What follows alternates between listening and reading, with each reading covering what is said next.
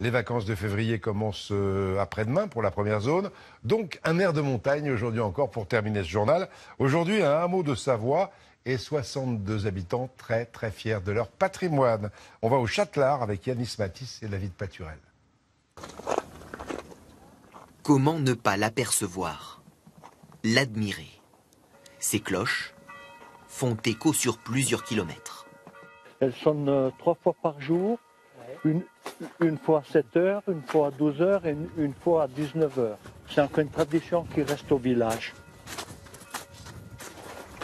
Sur son éperon rocheux, la chapelle Saint-Michel domine la vallée de la Haute-Tarentaise.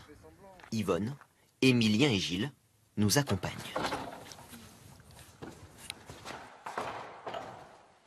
Construit en 1633, l'édifice est fermé au public. Les objets d'époque sont préservés. Les gens rentraient et tiraient sur la petite ça pour que ficelle. le curé puisse préparer le nombre d'hosties Voilà. qui correspondaient aux personnes qui voulaient communier. Celle que l'on surnomme la Chapelle Blanche veille sur les 70 habitants du Châtelard. Un hameau où le patrimoine est protégé. Ce lavoir date du XVIIIe siècle. Les dames avant elles passaient des demi-journées là, à laver leur linge parce qu'il n'y avait pas de machine à laver. Les touristes qui louent l'été ou l'hiver viennent chercher de l'eau ici car elle est bien fraîche. Elle est naturelle. Prendre le temps, se balader dans les ruelles, contempler le paysage et l'architecture. Sur les toits, la lose est assez solide pour supporter le poids de la neige. Les murs en pierre accompagnent le bois. Ici, tous les détails comptent.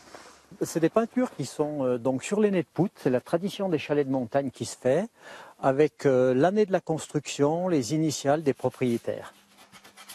Laisser une trace dans l'histoire. La famille de Gilles vit ici depuis 5 générations. Son père était maçon, lui est menuisier. Sa dernière création, cette table de berger, fabriquée avec un bois local, du sapin et beaucoup de symboles. Le cœur, c'est l'amour de la montagne, c'est surtout la passion. La passion du bois, la passion de donner quelque chose à ces bouts de bois.